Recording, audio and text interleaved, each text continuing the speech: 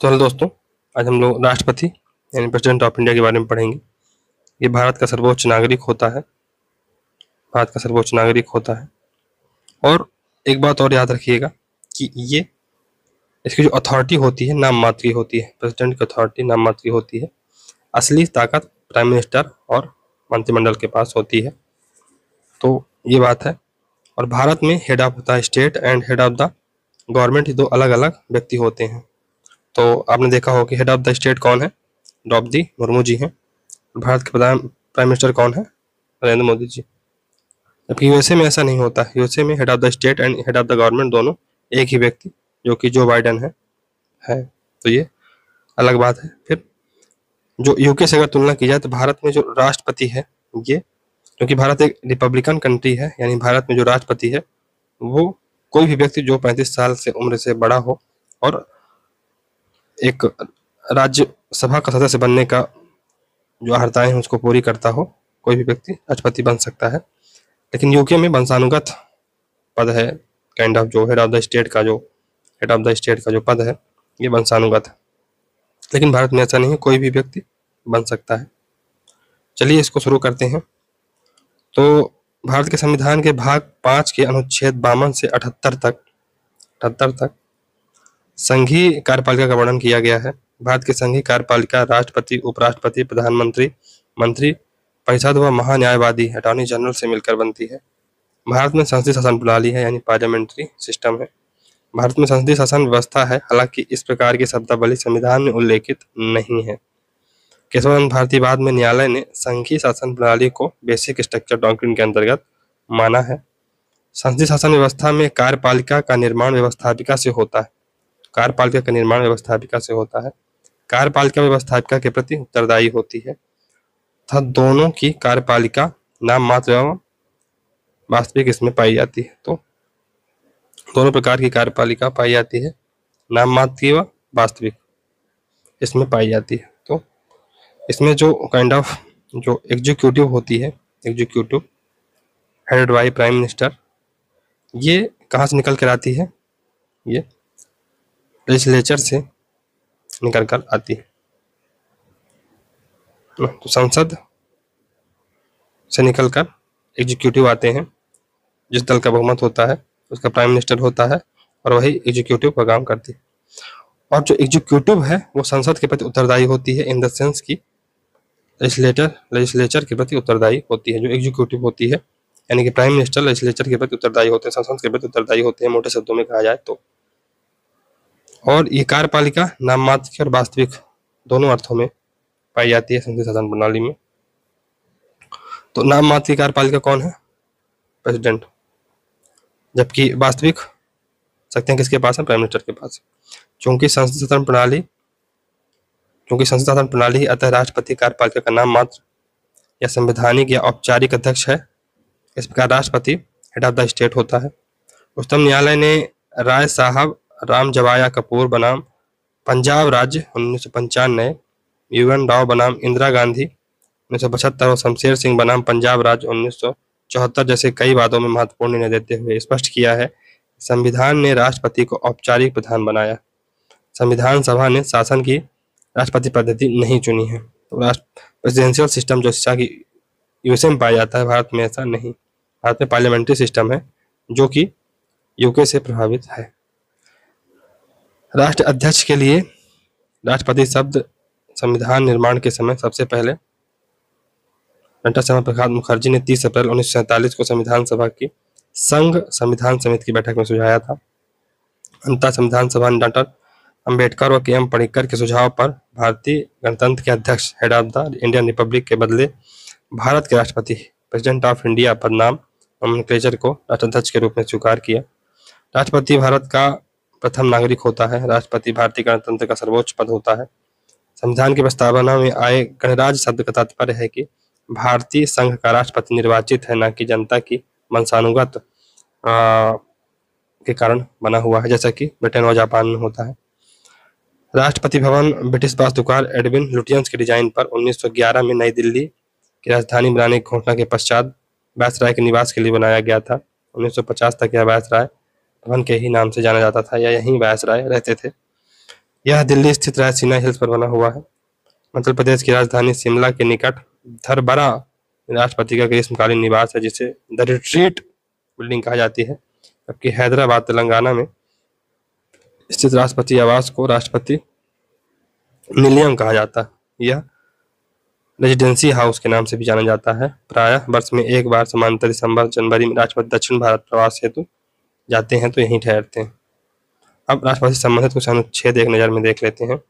अनुच्छेद 52 ये भारत के राष्ट्रपति के बारे में है। अनुच्छेद 52 51 जो कि डीपीएसपी का पार्ट था, भारत के जो विदेशिक मुद्दे हैं उनमें भारत किस प्रकार से आचरण करेगा उसके बारे में बात की गई थी। फिर 51 में फंडामेंटल ड्यूटीज की बात की गई थी। 52 में भारत के राष्ट्रपति की बात की गई। फिर 53 जो आर्टिकल है उसमें संघ की कार्यपालक शक्ति राष्ट्रपति में निहित होगी। तो executive power of the centre will be enshrined in the post of president. फिर जो आर्टिकल 54 है राष्ट्रपति का चुनाव या उसका निर्वाचन मंडल में कौन कौन शामिल होगा की बात की गई है। 55 में राष्ट्रपति के चुनाव का तरीका बताया गया है। 56 में राष्ट्रपति का कार्यकाल या पदावधि बताई गई है। फिर 57 में पुनर्निर्वाचन के लिए पात्रता बताई गई है। आर्टिकल 58 में राष्ट्रपति चुने जाने के लिए योग्यता क्या क्या होनी चाहिए बताया गया है। आर्टिकल 59 में राष्ट्रपति पद के लिए क्या शर्तें हैं वो बताई गई हैं। आर्टिकल 60 में राष्ट्रपति द्वारा शपथ ग्रहण के संदर्भ में जो बातें हैं बताई गई हैं। फिर 61 में राष्ट्रपति द्वारा राष्ट्रपति पर महाभियोग यानी इम्पीचमेंट जो प्रोसेस होती है उसके बारे में बताया गया है। फिर आर्टिकल 62 में राष्ट्रपति पद की रिक्ति की पूर्ति के लिए चुनाव कराने का समय बताया गया है। 65 में उपराष्ट्रपति का राष्ट्रपति के रूप में कार्य करना बताया गया है। 71 में राष्ट्रपति के चुनाव संबंधी जो मामले हैं उनकी बात की गई है। 72 में राष्ट्रपति की क्षमादान इत्यादि की शक्ति और कतिपय मामलों में दंड का स्थगन, माफी अथवा कम कर देना शामिल है। फिर आर्टिकल 74 में मंत्रिपरिषद का राष्ट्रपति को परामर्श देने व सहयोग प्रदान करना बताया गया है। 75 में मंत्रियों से संबंधित अन्य प्रावधान जैसे कि नियुक्ति, कार्यकाल, वेतन इत्यादि बताए गए हैं। 76 में भारत के महान्यायवादी के बारे में यानी अटॉर्नी जनरल ऑफ इंडिया की बात की गई है। 78 में भारत सरकार द्वारा कार्यवाही के संचालन के नियम बनाए गए हैं। 78 में राष्ट्रपति को सूचना प्रदान करने से संबंधित प्रधानमंत्री कर्तव्य के बारे में बताया गया है। आर्टिकल 85 में संसद के सत्र अवसान व भंग करने के बारे में बताया गया है। आर्टिकल 111 में संसद द्वारा पारित विधेयकों पर सहमति प्रदान करने की बात की गई है। 112 में संघीय बजट वार्षिक वित्तीय विवरण एनुअल फाइनेंशियल स्टेटमेंट की बात की गई है। 123 में राष्ट्रपति की अध्यादेश जारी करने की ऑर्डिनेंस जारी करने की शक्ति के बारे में बताया गया है। और 143 में राष्ट्रपति की सर्वोच्च न्यायालय से सलाह लेने की शक्ति के बारे में बताया गया। राष्ट्रपति से संबंधित महत्वपूर्ण अनुच्छेद तो अनुच्छेद 52 संविधान के अनुच्छेद 52 उपबंध है कि भारत का एक राष्ट्रपति होगा, there shall be a president of India. यद्यपि अनुच्छेद 52 संविधान का सबसे छोटा अनुच्छेद है किंतु यह संविधान के सर्वाधिक महत्वपूर्ण अनुच्छेदों में से एक है। के.डी. शाह राष्ट्रपति नाम की जगह भारत संघ का मुख्य कार्यपालक यानी chief executive of the Indian federation और राज्य का अध्यक्ष हेड ऑफ द स्टेट शब्द प्रयोग करने के पक्ष में थे। के.डी. शाह वयस्क मताधिकार द्वारा राष्ट्रपति निर्वाचन के पक्षधर थे यानी यूनिवर्सल एडल्ट फ्रेंचाइज यानी डायरेक्ट इलेक्शन राष्ट्रपति का हो। हालांकि ये संभव नहीं है क्योंकि दो फिर एग्जीक्यूटिव हो जाएंगे जो कि जनता के द्वारा चुने जाएंगे तो उनमें फिर टसल होगा जिससे कि भारत का जो संविधान है उसमें खलल पड़ेगा, संविधान के संचालन में खलल पड़ेगा। अनुच्छेद 53A में उपबंध है कि संघ की कार्यपालिका शक्ति राष्ट्रपति में निहित होगी और उसका प्रयोग इस संविधान के अनुसार स्वयं में अपने अधीनस्थ अधिकारियों के द्वारा करेगा। परंतु संविधान में कार्यपालिका शक्ति शब्द की कोई परिभाषा नहीं दी गई है। अनुच्छेद 53A की शब्दावली भारत शासन अधिनियम 1935 की धारा 7 से काफी प्रभावित है। अनुच्छेद 53(2) के अनुसार संघ के रक्षा बलों डिफेंस फोर्सेस का सर्वोच्च समादेश यानी सुप्रीम कमांड राष्ट्रपति में निहित है, किंतु राष्ट्रपति अपनी सैन्य शक्ति का प्रयोग संसद द्वारा निश्चित कानून के अनुसार ही कर सकता है, ऐसा नहीं कि अपनी मनमानी से प्रयोग करेगा। अनुच्छेद 54 में राष्ट्रपति का निर्वाचन मंडल क्या होगा उसके बारे में बताया गया है। राष्ट्रपति के निर्वाचक मंडल में संसद के दोनों सदनों के निर्वाचित सदस्य तथा राज्य विधानसभाओं के निर्वाचित सदस्य सम्मिलित होंगे। संसद के दोनों सदनों के निर्वाचित सदस्य यानी इलेक्टेड मेंबर प्लस राज्य विधानसभाओं के निर्वाचित सदस्य सम्मिलित होंगे। 70वें संविधान संशोधन द्वारा यानी 1992 में जो हुआ था के अनुसार केंद्र शासित प्रदेश दिल्ली और पुडुचेरी की विधानसभाओं को निर्वाचित सदस्य भी राष्ट्रपति चुनाव में वोट डालते हैं, परंतु संवैधानिक उपबंध के अनुसार राष्ट्रपति के निर्वाचक मंडल में संघ राज्य क्षेत्र के प्रतिनिधि के तौर पर दिल्ली और पुडुचेरी विधानसभा के निर्वाचित सदस्य भाग नहीं लेते हैं, अपितु उन्हें अनुच्छेद 54 बी के अधीन राज्य के रूप में माना गया है, इसलिए राष्ट्रपति के निर्वाचक मंडल में उन्हें स्थान प्राप्त है। निर्वाचक मंडल में पद रिक्त से चुनाव अप्रभावित होता है। निर्वाचक मंडल में अगर कोई पद रिक्त है, फॉर एग्जाम्पल कोई विधानसभा है वो अभी सस्पेंडेड है या उसका इलेक्शन ही नहीं हुआ है, तो इससे जो निर्वाचक मंडल है वो प्रभावित नहीं होता है। निर्वाचक मंडल में लोकसभा में आंग्ल भारतीय 2, राज्यसभा में 12 मनोनीत सदस्य व राज्य विधानसभाओं के मनोनीत सदस्य व राज्य विधान परिषद के सदस्य शामिल नहीं होते हैं। कुल मिला के जो नॉमिनेटेड मेंबर होते हैं चाहे जहाँ के हों उनको शामिल नहीं किया जा सकता है, पहली बात। दूसरी बात, जो राज्य विधान परिषदें होती हैं, स्टेट लेजिस्लेटिव काउंसिल होती हैं, उनके मेंबर भी इसमें शामिल नहीं होते हैं, तो ये याद रखिएगा। फिर डेरेक ओ ब्रायन तृणमूल कांग्रेस से राज्यसभा के सदस्य हैं। वे वर्ष 2011 में पश्चिम बंगाल से राज्यसभा के लिए निर्वाचित हुए थे। डेरेक ओ ब्रायन पहले आंग्ल भारतीय हैं जो संसद में निर्वाचित हुए। वर्ष 2012 के राष्ट्रपति चुनाव में भी उन्हें मत दिया गया था। वे पहले आंग्ल भारतीय जिन्होंने राष्ट्रपति चुनाव में मत दिया था। ज्ञात रहे 25 जनवरी 2020 के पश्चात लोकसभा की और राज्य विधानसभाओं में आंग्ल भारतीयों के मनोनयन का प्रावधान प्रभावी नहीं है 104वें संविधान संशोधन द्वारा। अनुच्छेद 55 राष्ट्रपति के निर्वाचन की पद्धति। अनुच्छेद 55 में 3 महत्वपूर्ण प्रावधान दिए गए हैं। जहां तक संभव हो राज्य के प्रतिनिधित्व के मापन स्केल में एकरूपता होनी चाहिए, राज्यों और संघ में समतुल्यता हो और निर्वाचन की अनुपातिक पद्धति ये 55(3) में दिया गया है, यानी proportional representation bye means of single transferable vote होना चाहिए। राष्ट्रपति के निर्वाचन पद्धति के 2 सिद्धांत हैं, समरूपता या समतुल्यता का सिद्धांत और दूसरा है एकल समकमणीय मत प्रणाली। वही समरूपता या समतुल्यता का सिद्धांत। समरूपता का सिद्धांत क्या कहता है? इस चुनाव में प्रत्येक निर्वाचक के मत का मूल्य निकाला जाता है। समरूपता का सिद्धांत के अनुसार सभी राज्यों के निर्वाचित विधानसभा सदस्यों के मत मूल्य के निर्धारण के लिए एक ही फार्मूला है, अर्थात राष्ट्रपति चुनाव में विभिन्न राज्यों का प्रतिनिधित्व समान रूप से हो। इसके लिए एक विधायक का मत मूल्य इज इक्वल टू राज्य की कुल जनसंख्या बटे राज्य विधानसभा के कुल निर्वाचित सदस्य। कुल संख्या नहीं, फॉर एग्जाम्पल यूपी की संख्या कितनी है 403, वो नहीं, निर्वाचित कितने हैं उसमें, इलेक्टेड मेंबर कितने हैं। फॉर एग्जाम्पल अगर 400 हैं तो 400, फॉर एग्जाम्पल 3 तो नहीं है या खत्म हो गए या कुछ भी है, किसी कारणवश वो नहीं है, तो 400 संख्या गिनी जाएगी, 403 नहीं गिनी जाएगी, ये याद रखिएगा। और 1/1000 करना है। 2026 तक के लिए कुल जनसंख्या का तात्पर्य 1971 की जनसंख्या ही होगी। 42वें संविधान संशोधन द्वारा 1976 में के द्वारा 2000 तक जनसंख्या के सुसंगत आंकड़े 1971 की जनगणना मानने का प्रावधान किया गया था। फिर 84वें संविधान संशोधन द्वारा, जो कि 2001 में हुआ था, द्वारा 1971 की जनगणना के आंकड़ों को 2026 के पश्चात की जाने वाली जनगणना के पश्चात प्रकाशित आंकड़े तक जारी रखा गया है।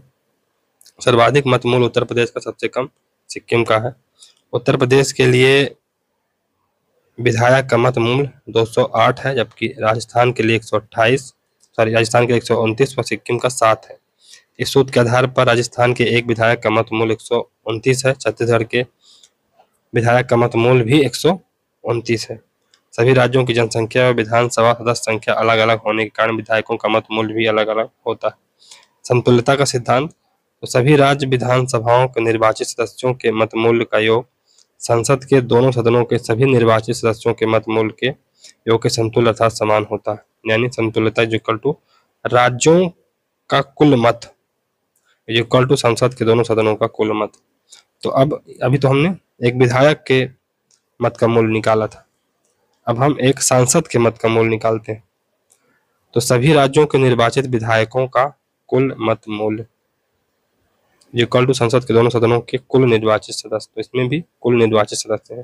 फॉर एग्जाम्पल अगर माना जाए कि संसद के दोनों सदनों की संख्या 700 है, लेकिन इसमें निर्वाचित सदस्य 500 ही है, तो 500 से भाग दिया जाएगा, ना कि 700 से।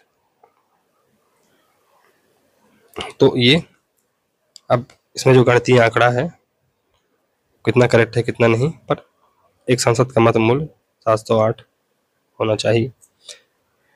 वर्ष 2017 के राष्ट्रपति चुनाव के समय एक सांसद का मत मूल्य 708 था। चूंकि जब जम्मू कश्मीर नामक राज्य समाप्त कर दिया गया था, इसलिए यह मत मूल्य भी कम हो जाएगा। जम्मू कश्मीर को संघ शासित प्रदेश बनाया गया है, साथ ही इसके लिए विधानसभा का भी गठन किया गया है। जम्मू कश्मीर में गठित होने वाले विधानसभा के सदस्यों को भी राष्ट्रपति के निर्वाचक मंडल में शामिल अगर किया जाएगा तो इस हेतु अनुच्छेद 368 की प्रक्रिया के तहत संविधान में संशोधन करना होगा, और ऐसा अभी तक हुआ नहीं है। एकल संक्रमणी मत पद्धति में single transferable vote by means of kind of ये क्या है, proportional representation bye means of single transferable vote. तो राष्ट्रपति का निर्वाचन अप्रत्यक्ष रूप से अनुपातिक प्रतिनिधित्व की एकल संक्रमणी मत पद्धति व गुप्त मतदान द्वारा होता है। इस पद्धति के अंतर्गत निर्वाचक यानी मतदाता का बहुल श्रेणी अधिमान यानी प्रेफरेंस सहित एक मत होता है। निर्वाचक मतपत्र पर मुद्रित अभ्यर्थियों के नामों के सामने समुचित अंक में अपनी अधिमान्यता या वरीयता अंकित कर सकते हैं। वह चाहें तो कुछ वरीयताओं को रिक्त भी छोड़ सकते हैं। फॉर एग्जाम्पल 4 कैंडिडेट लड़ते हैं किसी भी राष्ट्रपति चुनाव के लिए, तो जो व्यक्ति फॉर एग्जाम्पल सांसद हैं या जो विधायक हैं वो प्रेफरेंस चुनेंगे। तो फॉर एग्जाम्पल इस बार द्रौपदी मुर्मू जी, और कौन लड़ा था कांग्रेस से मान लो कोई लड़ा, तो पहली प्रेफरेंस द्रौपदी मुर्मू को दी गई, बीजेपी वाले तो पहले प्रेफरेंस इन्हीं को देंगे, और दूसरी आईएनसी वाले को दी गई, या फिर तीसरी बीएसपी वाले को, चौथी सपा वाले को, है ना। मान लो 4 प्रतिनिधि हैं, फिर पहली इसको, दूसरी इसको, तीसरी इसको, चौथी इसको। कोई ऐसा ही व्यक्ति होगा जो पहली प्रेफरेंस इनको देगा, दूसरी इनको देगा, तीसरी इनको देगा, चौथी इनको देगा। तो ये कार्यक्रम मतलब इसमें जो वोट का प्रतिशत है ये 50+1 होना चाहिए कुल वैध मतों का। मत का कोटा कितना होना चाहिए, कुल वैध मत का कोटा बटे 1+2 इक्वल टू 1+, यानी कि इसको समझाते हैं। तो इसमें प्रेफरेंस होते हैं। तो 1974 के नियमों के प्रावधान के अनुसार मतगणना के लिए सबसे पहले रिटर्निंग ऑफिसर मतपत्रों की संवीक्षा यानी छटनी करता है और मतपत्रों को नामंजूर लिखते हुए अलग कर देता है। वैध मतपत्र भी 2 प्रकार के होते हैं। एक एग्जॉस्टेड ऐसे मतपत्र इसमें प्रथम वरीयता को छोड़कर आगे और वरीयता उल्लेखित नहीं है। तो बीजेपी वाले केवल द्रौपदी मुर्मू को प्रथम वरीयता दे रहे हैं और किसी को चुनना ही नहीं चाह रहे। दूसरे ऐसे होंगे अगर 4 कैंडिडेट हैं तो अनएग्जॉस्टेड, तो इसमें क्या रहता है कि जिन मतपत्रों में आगे और वरीयताएं दी होती हैं। फॉर एग्जाम्पल 4 कैंडिडेट हैं तो जिसकी वरीयता सबसे कम रहेगी उसको निकाल दिया जाएगा सबसे फर्स्ट पेज पे, जिसकी 3rd नंबर पे रहेगी उसको निकाल दिया जाएगा। अब मान लो 2 कैंडिडेट ऐसे बचते हैं जिन पर आकर मैटर अड़ गया और दोनों समान वोट पा रहे हैं, तो अब सेकंड प्रेफरेंस को गिना जाएगा कि सेकंड प्रेफरेंस में किस व्यक्ति को ज्यादा वोट मिले। तो अगर बीजेपी वाले को ज्यादा सेकंड प्रेफरेंस में मिलेंगे तो इसको विजेता घोषित किया दिया जाएगा। अगर आईएनसी वाले को मिलेगा तो आईएनसी वाले को घोषित कर दिया जाएगा विजेता। जीतने वाले सदस्य को एक कोटा प्राप्त करना होता है। यह मत का कोटा होता है कुल वैध मत का कोटा इज इक्वल टू कुल वैध मत का कोटा बटे 1+1+1।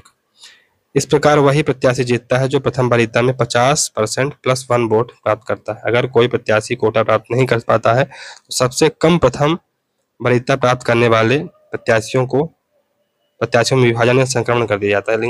लेकिन यानी कि सबसे कम जिसने प्रथम प्रेफरेंस प्राप्त की है उसको हटा दिया जाएगा। यह प्रक्रिया तब तक दोहराई जाएगी जब तक कि किसी एक प्रत्याशी को कोटा नहीं मिल जाता। राष्ट्रपति चुनाव में ऐसा एक ही बार हुआ है जब 1969 में बीबी गिरी नीलम संजीव रेड्डी के मध्य मुकाबला हुआ था तथा बीबी गिरी द्वितीय वरीयता में जीते थे। यदि सारी वरीयताओं की गणना के बावजूद कोई भी अभ्यर्थी निर्वाचन कोटा के बराबर मत नहीं प्राप्त कर पाता तो अंत में एकल बने रहने वाले अभ्यर्थी के रूप में केवल एक ही अभ्यर्थी मैदान में शेष रह जाता है, तो उसे निर्वाचित घोषित कर दिया जाता है।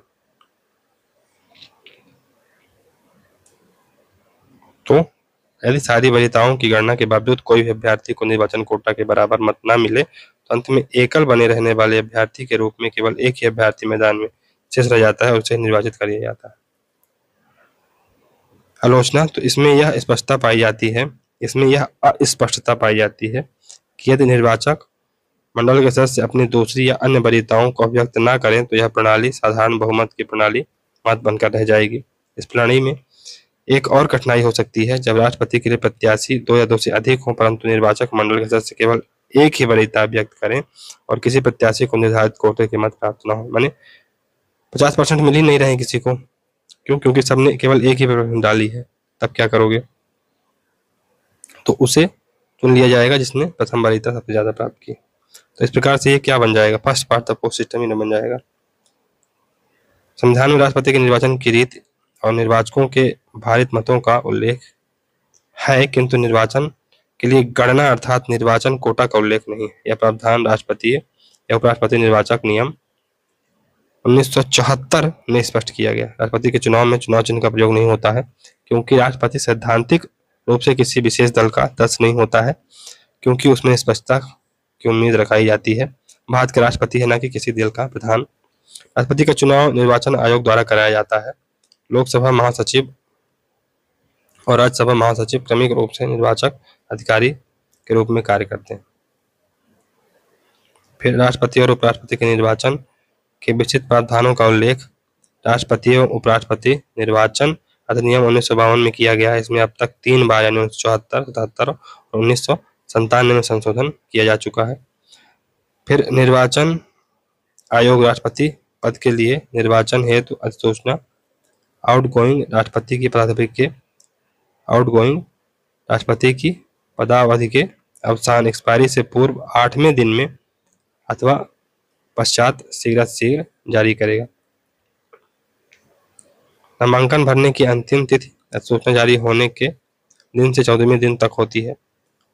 उसके तत्काल पश्चात अगले दिन नामांकन पत्रों की समीक्षा होती है। समीक्षा के दूसरे दिन नाम वापस लेने की तिथि होती है।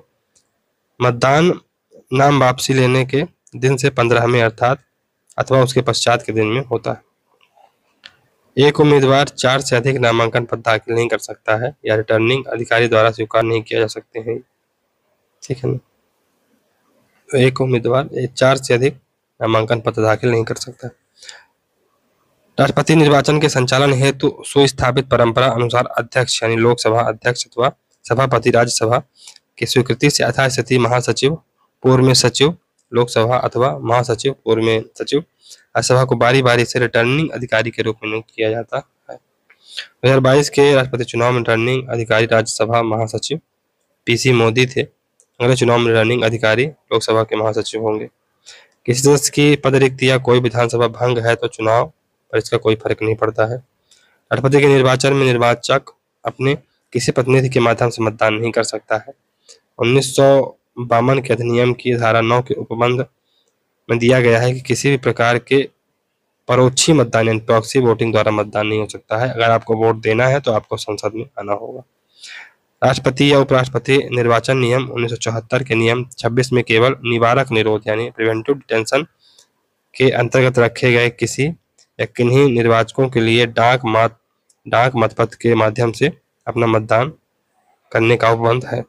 अगर किसी को प्रिवेंटिव डिटेंशन के तहत गिरफ्तार किया गया है तो उसको डाक मतपत्र से वोट देने का अधिकार है।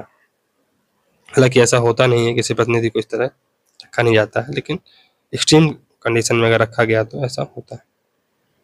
फिर राष्ट्रपति के निर्वाचन के मामले में संसद के निर्वाचित सदस्यों हेतु मुद्रित मतपत्रों का रंग हरा, राज्यों के विधानसभा के निर्वाचित सदस्यों के उपयोगार्थ मुद्रित मतपत्रों का रंग गुलाबी होता है। प्रत्येक मतपत्र में 2 कॉलम होते हैं। पहले कॉलम में अभ्यर्थियों का नाम मुद्रित होता है और दूसरे कॉलम में शीर्षक।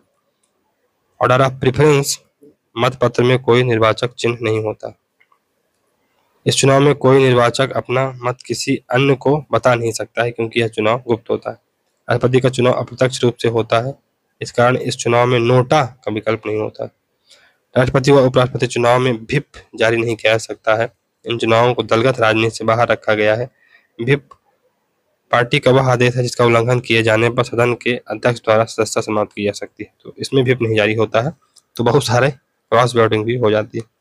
लोकसभा और राज्यसभा के महासचिव बारी बारी से इस चुनाव में पीठासीन अधिकारी के रूप में कार्य करते हैं, जबकि अनुच्छेद 324 के उपबंधों के तहत राष्ट्रपति के निर्वाचन का अधीक्षण, निर्देशन व नियंत्रण निर्वाचन आयोग में निहित है। फिर राष्ट्रपति चुनाव से संबंधित विवाद। अनुच्छेद 71 के अनुसार राष्ट्रपति व उपराष्ट्रपति के चुनाव से संबंधित विवादों का निपटान केवल सुप्रीम कोर्ट के अधीन है, इसका निर्णय अंतिम होगा। जो व्यक्ति न तो उम्मीदवार है और न ही निर्वाचक, वह राष्ट्रपति निर्वाचन की वैधता को चुनौती देने के लिए याचिका दायर नहीं कर सकता है। एन.बी. खरे बनाम भारत निर्वाचन आयोग केस 1958 में ऐसा कहा गया।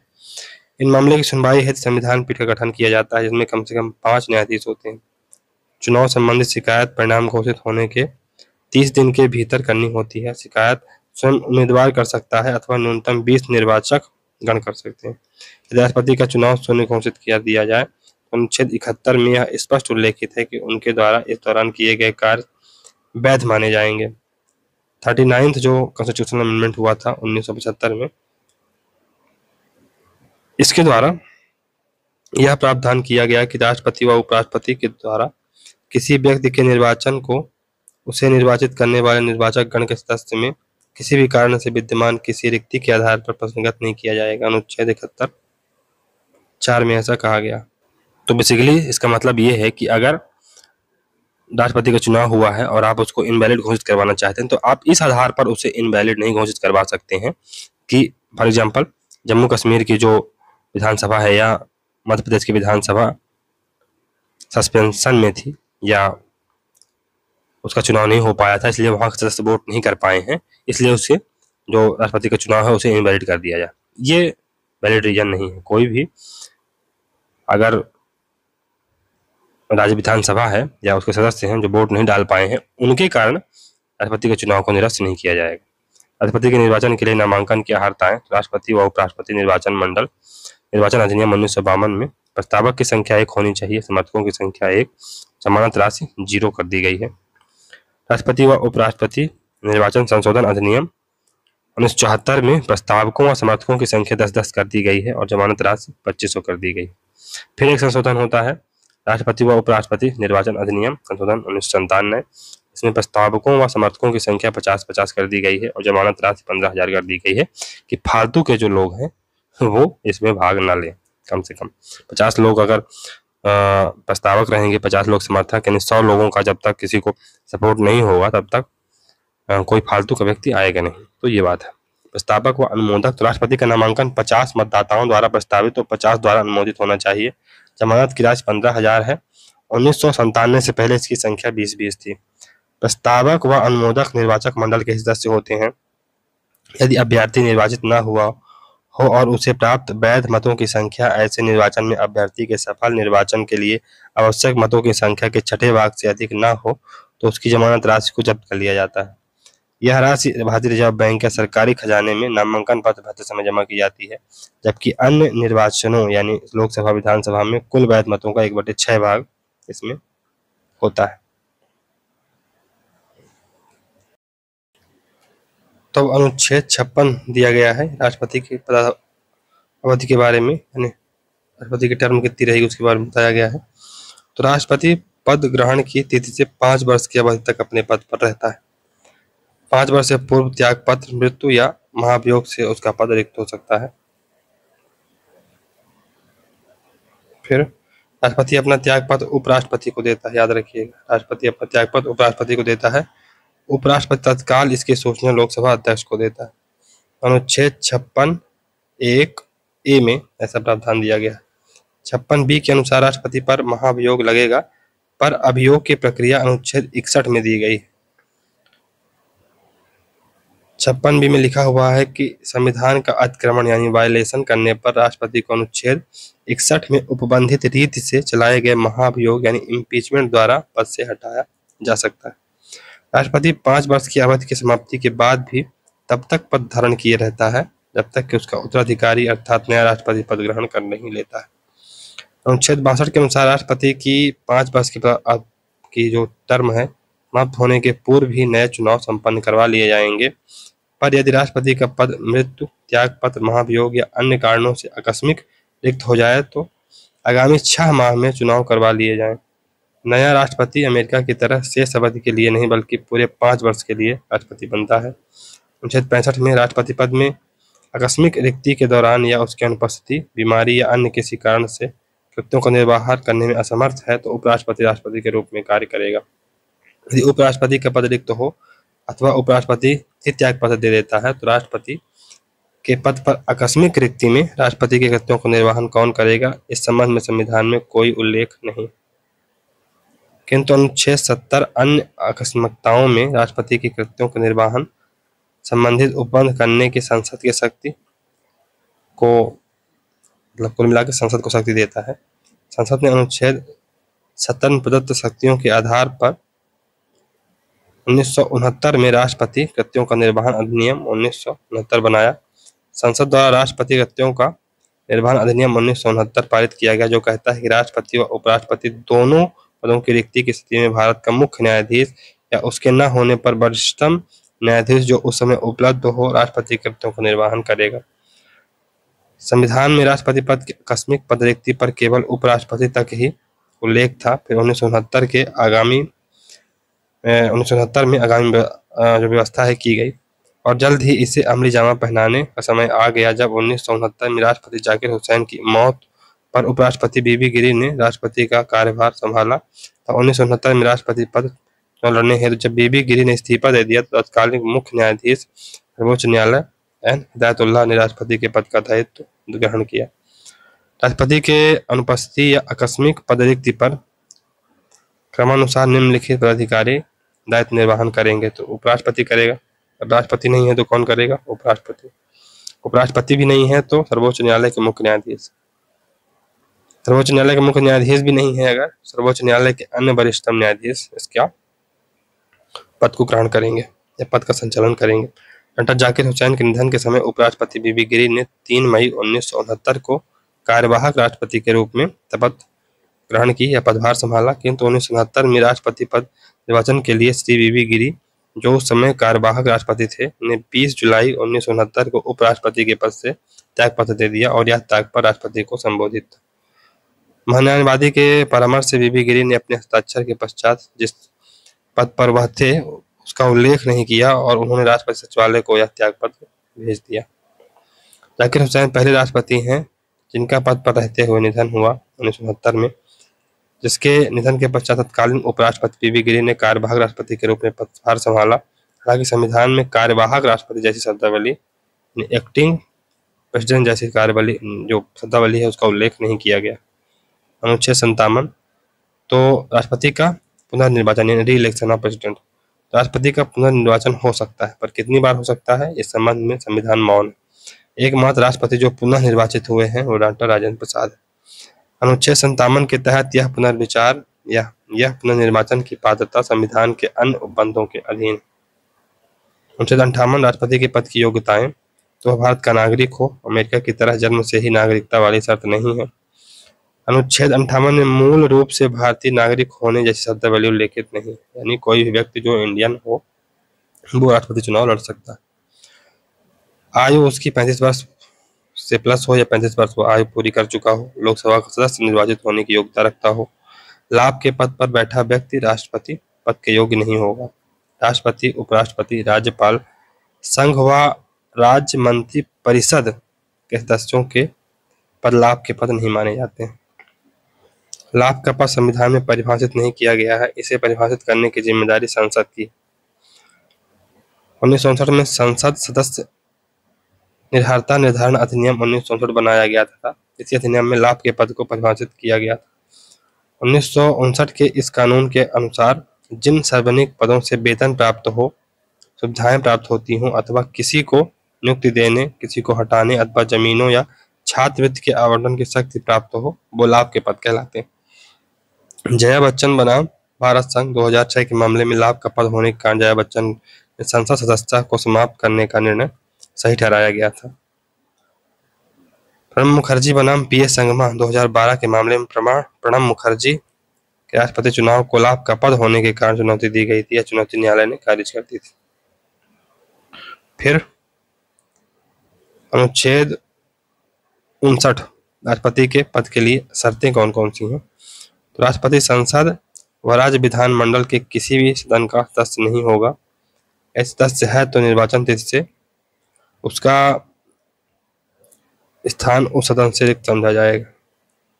यदि कोई सांसद या विधानसभा का सदस्य राष्ट्रपति निर्वाचित हो जाता है तो निर्वाचन के तुरंत पश्चात उसे अपनी सदस्यता छोड़नी नहीं पड़ती है, अपितु वह राष्ट्रपति पद ग्रहण करने की तारीख से स्वतः रिक्त समझी जाती है उसकी जो सीट है। राष्ट्रपति अपने कार्यकाल में कोई अन्य पद भी ग्रहण नहीं कर सकता, अर्थात भी अन्य लाभ का पद प्राप्त नहीं कर सकता है। उसके वेतन का निर्धारण संसद करती है तथा पद में रहते हुए उसके वेतन में अलाभकारी परिवर्तन नहीं किया जा सकता है। 2018 के बजट के बाद राष्ट्रपति का वेतन 5 लाख रुपए है। कुल मिला के 60 लाख का पैकेज है, अच्छा पैकेज है। फिर सेवानिवृत्ति के बाद वेतन की 50% पेंशन मिलती है। राष्ट्रपति के वेतन भत्ते पेंशन भारत के संचित निधि के भारित व्यय हैं।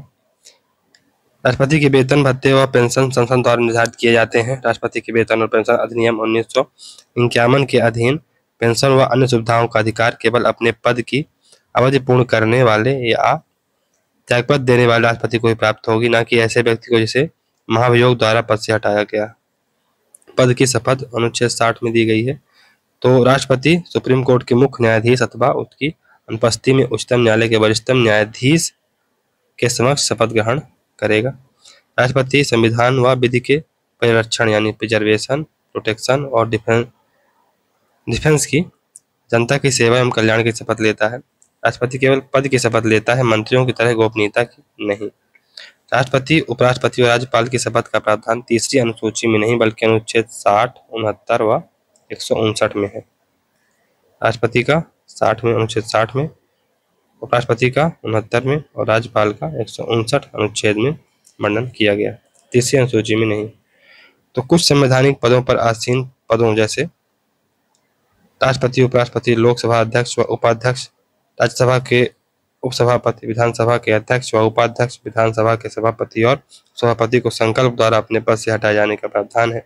जबकि उच्चतम व उच्च न्यायालयों के न्यायाधीश, नियंत्रक व महालेखक परीक्षक, राज्य निर्वाचन आयुक्त, भारत का मुख्य निर्वाचन आयोग, संसद के प्रत्येक सदन की कुल सदस्य संख्या के बहुमत द्वारा तथा उपस्थित एवं मत देने वाले सदस्यों को कम से कम 2/3 बहुमत द्वारा समर्थित और एड्रेस के पश्चात राष्ट्रपति के समक्ष उसी सत्र में रखे गए जाने पर राष्ट्रपति के आदेश ऑर्डर बाय प्रेसिडेंट द्वारा हटाए जाने का प्रावधान है। महाभियोग की प्रक्रिया, प्रोसीजर ऑफ इम्पीचमेंट, ये आर्टिकल 61 में दी गई। तो आर्टिकल 56 के अनुसार राष्ट्रपति को महाभियोग से हटाया जा सकता है। अनुच्छेद 61 में महाभियोग की प्रक्रिया दी गई। राष्ट्रपति पर महाभियोग केवल संविधान के उल्लंघन, वायलेशन ऑफ कॉन्स्टिट्यूशन के आधार पर ही लगाया जा सकता है।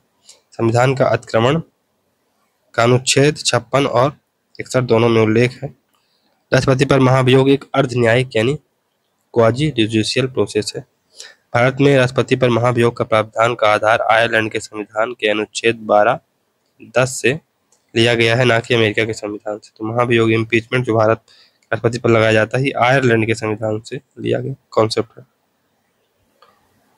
अनुच्छेद 56(1)(b), 61 व 361 का पहला परंतु का संबंध राष्ट्रपति के महाभियोग से है।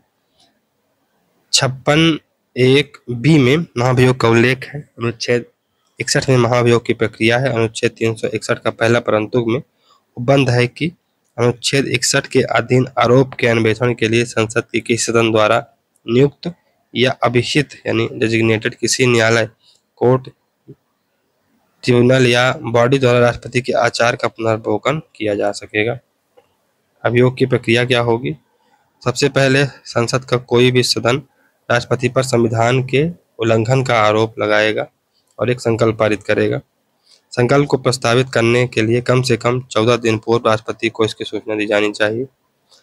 उस संकल्प पर उस सदन के कुल सदस्य संख्या का 1/4 सदस्य हस्ताक्षर करेंगे। जिस सदन में महाभियोग का प्रस्ताव लाया जाएगा, तो अगर लोकसभा में लाया जाएगा तो 1/4 सदस्य उस पर हस्ताक्षर करेंगे। राज्यसभा में लाया गया तो राज्यसभा की जो सदस्य संख्या है उसके 1/4 सदस्य उसमें हस्ताक्षर करेंगे।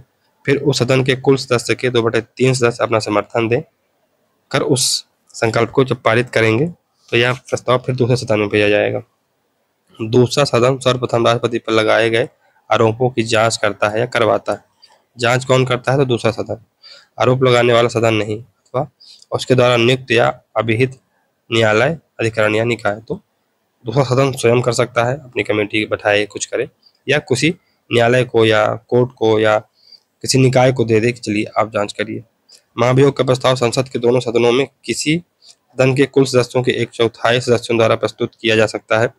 यदि राज्यसभा राष्ट्रपति पर अभियोग के आरोप लगाती है तो लोकसभा उसकी जांच करती है, और यदि लोकसभा आरोप लगाती है तो राज्यसभा आरोपों की जांच करती है। जांच करने वाले सदन का पीठासीन अधिकारी संबंधित सदन का सभापति या अध्यक्ष होता है।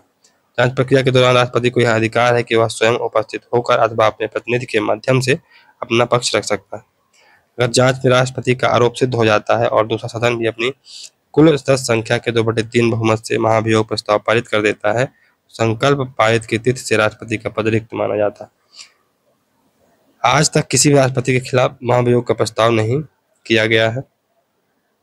पेंशन व अन्य सुविधाओं का अधिकार केवल अपने पद की अवधि पूर्ण करने वाले अथवा त्याग पत्र देने वाले राष्ट्रपति को ही प्राप्त होगी, न कि ऐसे व्यक्ति को जिसने महाभियोग द्वारा हटाया गया। क्या महाभियोग के हटने वाला पुनर्निर्वाचन का पात्र है? इस संबंध में संविधान मौन है। महाभियोग प्रक्रिया में संसद के मनोनीत सदस्य भी शामिल होते हैं। अब यहाँ पर अगर महाभियोग लगाया जा रहा है तो नॉमिनेटेड मेंबर भी संसद के, यानी राज्यसभा और लोकसभा के नॉमिनेटेड मेंबर भी यहाँ पर भाग ले सकते हैं। यदि एक सदन प्रस्ताव को पारित करे और दूसरा सदन उस प्रस्ताव से सहमत नहीं है तो यह प्रस्ताव वहीं समाप्त समझा जाएगा, अर्थात इस प्रकार के प्रस्तावों पर संयुक्त बैठक का कोई प्रावधान नहीं है। महाभियोग प्रक्रिया के दौरान भी राष्ट्रपति को वे सभी शक्तियां प्राप्त होती हैं जो नियमित राष्ट्रपति को प्राप्त होती हैं। इस दौरान राष्ट्रपति द्वारा किए गए सभी कार्य वैध माने जाते हैं। विधानसभा के निर्वाचित सदस्य राष्ट्रपति चुनाव में तो भाग लेते हैं, लेकिन महाभियोग प्रक्रिया में उनकी कोई भूमिका नहीं होती। तो अब यहाँ पर विधानसभा के जो सदस्य हैं वो हट जाएंगे। जुड़ कौन जाएगा? जो नॉमिनेटेड मेंबर है लोकसभा या राज्यसभा के। संसद के मनोनीत सदस्य राष्ट्रपति चुनाव में तो भाग नहीं लेते हैं, लेकिन महाभियोग प्रक्रिया में भाग लेते हैं। अमेरिका के राष्ट्रपति के विरुद्ध महाभियोग का प्रस्ताव होता है प्रतिनिधि सभा में लाया जाता है। राजद्रोह, रिश्वत या कोई अन्य बड़ा अपराध अथवा यौन उत्पीड़न का आरोप हो तो यह प्रस्ताव लाया जाता है। प्रतिनिधि सभा अपनी कुल सदस्य संख्या के बहुमत से प्रस्ताव पारित करे तो प्रस्ताव सीनेट में जाता है। इस समय सीनेट की अध्यक्षता उच्चतम न्यायालय के मुख्य न्यायाधीश करते हैं। फिर यदि सीनेट अपनी कुल सदस्य संख्या के 2/3 बहुमत से प्रस्ताव स्वीकार करे तो राष्ट्रपति का पद रिक्त माना जाता है। अब तक एक भी अमेरिकी राष्ट्रपति इस प्रस्ताव से नहीं हटाया गया है। राष्ट्रपति को हटाना संसद का कार्य है, लेकिन महाभियोग के दौरान संसद न्यायिक स्वरूप प्राप्त कर लेती है। इस कारण से महाभियोग की प्रक्रिया को अर्ध न्यायिक प्रक्रिया कहा जाता है। राष्ट्रपति को कुछ विशेषाधिकार यानी प्रिविलेजेस दिए गए हैं, उनको देख लेते हैं। तो अनुच्छेद 361 में राष्ट्रपति व राज्यपाल को प्राप्त विशेषाधिकार व उन्मुक्तियां यानी छूट है जो विधि के समक्ष समता यानी अनुच्छेद 14 का अपवाद है। राष्ट्रपति ने अपने पद पर रहते जो पदीय कार्य किए हैं उसके लिए उन्हें किसी भी न्यायालय में उत्तरदायी नहीं ठहराया जा सकता है, पहली बात। दूसरी, पदावधि के दौरान कोई भी न्यायालय उसकी गिरफ्तारी या कारावास का आदेश नहीं दे सकता है। राष्ट्रपति के विरुद्ध उसकी पदावधि के दौरान कोई आपराधिक कार्यवाही ना तो संतुलित की जाएगी ना ही चालू रखी जाएगी। सिविल कार्यवाही भी तब तक संतुलित नहीं की जाएगी जब तक कि इसकी सूचना 2 माह पूर्व राष्ट्रपति को न दी जाए। अनुच्छेद 361 के विशेषाधिकार राज्यपाल को भी प्राप्त हैं, लेकिन यह विशेषाधिकार उपराज्यपाल को प्राप्त नहीं है। फिर अनुच्छेद 380 में अंतरिम राष्ट्रपति का उल्लेख है। 380 में तो 24 जनवरी 1950 को संविधान सभा ने अंतरिम संसद के रूप में कार्य करते हुए डॉक्टर राजेंद्र प्रसाद को भारत का अंतरिम राष्ट्रपति चुना था। 13 मई 1952 को पहली बार राष्ट्रपति के चुनाव हुए। डॉक्टर राजेंद्र प्रसाद एकमात्र व्यक्ति हैं जो 2 बार राष्ट्रपति बनाए गए। डॉक्टर राजेंद्र प्रसाद का राष्ट्रपति के रूप में कुल कार्यकाल लगभग 12 वर्ष का था। राष्ट्रपति की शक्तियां व कर्तव्य। तो राष्ट्रपति की सामान्य शक्तियां या शांतिकालीन शक्तियां। तो राष्ट्रपति की शांतिकाल या सामान्य शक्तियों में उसकी कार्यकारी शक्ति शामिल है, विधायी शक्ति शामिल है, वित्तीय शक्ति शामिल है, न्यायिक शक्तियां शामिल हैं, कूटनीतिक शक्तियां शामिल हैं और सैन्य शक्तियां शामिल हैं। जबकि आपातकालीन जो शक्तियां हैं उनमें राष्ट्रीय आपातकाल की शक्ति है जो कि अनुच्छेद 352 के तहत है। फिर राष्ट्रपति शासन की शक्ति है अनुच्छेद 356 के तहत, और वित्तीय आपातकाल अनुच्छेद 360 के तहत लगाया जाता है। कुछ महत्वपूर्ण अनुच्छेद। तो राष्ट्रपति की क्षमादान की शक्ति अनुच्छेद 72 में दी गई है। राष्ट्रपति की अध्यादेश की शक्ति अनुच्छेद 123 में दी गई है और राष्ट्रपति की सर्वोच्च न्यायालय से सलाह मांगने की शक्ति अनुच्छेद 143 में दी गई है। चलिए अब राष्ट्रपति की शांतिकालीन या समान शक्तियों के बारे में देखते हैं। तो कार्यकारी या कार्यपालिका शक्तियां, एग्जीक्यूटिव पावर, तो अनुच्छेद 53 के अनुसार संघ की कार्यपालिका शक्ति राष्ट्रपति में निहित है तथा वह अपनी इन शक्तियों का प्रयोग स्वयं या अपने अधीनस्थों के माध्यम से करेगा। फिर अनुच्छेद 74 के अनुसार संघ की एक मंत्री परिषद होगी जिसका अध्यक्ष प्रधानमंत्री होगा, जो राष्ट्रपति को उसके कार्यों में सहायता व सलाह देगी। इस प्रकार राष्ट्रपति अपनी कार्यपालिका शक्ति का प्रयोग मंत्री परिषद की सलाह के अनुसार ही करता है। 42वें संविधान संशोधन 1976 में राष्ट्रपति को मंत्रिपरिषद की सलाह के अनुसार कार्य करने के लिए बाध्य कर दिया गया है, यानी राष्ट्रपति को पूर्णतः नाममात्र का अध्यक्ष बना दिया गया। पर 1978 में किए गए 44वें संविधान संशोधन के बाद राष्ट्रपति मंत्रिपरिषद के परामर्श को एक बार पुनर्विचार के लिए लौटा सकता है। अगर मंत्रिपरिषद ने दोबारा वही परामर्श दिया है तो राष्ट्रपति मानने को बाध्य होगा। शमशेर सिंह बनाम पंजाब राज्य 1974 के केस में यह निर्णय दिया गया कि भारत में संसदीय शासन व्यवस्था है और इस कारण से राष्ट्रपति व राज्यपालों को अपनी मंत्रिपरिषद की परामर्श द्वारा ही कार्य करना चाहिए। इस प्रकार जैसा कि डॉक्टर अम्बेडकर ने कहा है कि भारतीय संविधान में राष्ट्रपति की वही स्थिति है जो ब्रिटिश संविधान में सम्राट की है। वह राष्ट्र का प्रधान है, शासन का प्रधान नहीं है। शासन का प्रधान कौन है? पीएम। मंत्रिपरिषद गठन की शक्ति अनुच्छेद 75(1) के अनुसार राष्ट्रपति द्वारा प्रधानमंत्री की नियुक्ति की जाएगी तथा अन्य मंत्रियों की नियुक्ति राष्ट्रपति द्वारा प्रधानमंत्री की सलाह पर की जाएगी। राष्ट्रपति लोकसभा में बहुमत दल के नेता को प्रधानमंत्री नियुक्त करता है। लोकसभा में बहुमत दल का नेता होने जैसी शब्दावली संविधान में उल्लेखित नहीं है, लेकिन भारत में संसदीय शासन व्यवस्था होने के कारण राष्ट्रपति लोकसभा में बहुमत दल के नेता को ही प्रधानमंत्री नियुक्त करता है। फिर किसी भी दल को लोकसभा में स्पष्ट बहुमत नहीं मिलने पर सबसे बड़े दल की सरकार बनने के लिए आमंत्रित करना एक स्वस्थ परंपरा है, संवैधानिक बाध्यता नहीं। हरिहरन शर्मा बनाम चौधरी चरण सिंह 1984 के मामले में यह निर्णय दिया गया कि प्रधानमंत्री पद पर नियुक्ति करना राष्ट्रपति का स्वविवेक है। UNR राव बनाम इंदिरा गांधी 1971 के मामले में यह निर्णय दिया गया था कि लोकसभा के भंग होने की स्थिति में भी राष्ट्रपति किसी व्यक्ति को प्रधानमंत्री के पद पर नियुक्त कर सकता है। प्रधानमंत्री की अनुशंसा पर राष्ट्रपति अन्य मंत्रियों को नियुक्त करते हैं तथा उन्हें शपथ दिलाते हैं। किसी भी व्यक्ति को मंत्री बनाना प्रधानमंत्री का विशेषाधिकार है। राष्ट्रपति केवल मंत्रियों की नियुक्ति करता है। मंत्रियों के बीच विभागों का बंटवारा करना प्रधानमंत्री का विशेषाधिकार है। अनुच्छेद 77 में यह उल्लेखित है कि राष्ट्रपति मंत्रियों के बीच विभागों के बंटवारे के संदर्भ में कार्य का आवंटन नियम एलोकेशन ऑफ बिजनेस रूल्स बनाता है। कौन? राष्ट्रपति। अनुच्छेद 75(2) मंत्री राष्ट्रपति के प्रसाद पर्यंत कार्य करेंगे, यानी मंत्री व्यक्तिगत रूप से राष्ट्रपति के प्रति उत्तरदायी है। जहां प्रसाद पर्यंत यानी प्लेजर शब्द का अर्थ यह है कि राष्ट्रपति मंत्रिपरिषद के परामर्श पर कार्य करेगा। राष्ट्रपति के प्रसाद पर्यंत होने का अर्थ राष्ट्रपति का स्वविवेक नहीं है, माने जो मंत्रिपरिषद यानी कैबिनेट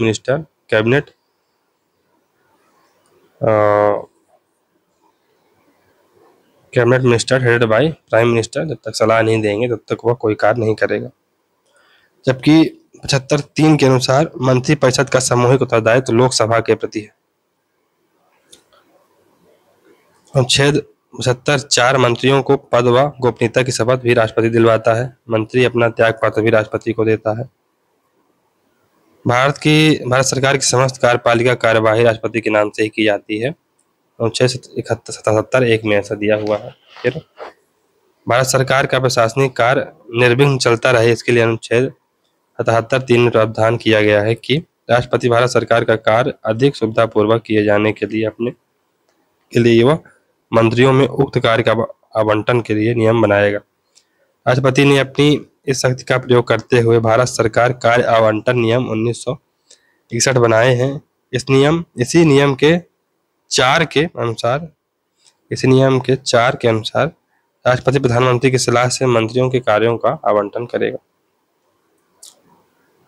अनुच्छेद 78 के अनुसार राष्ट्रपति को संघ के मामलों में सूचना प्राप्त करने का अधिकार है।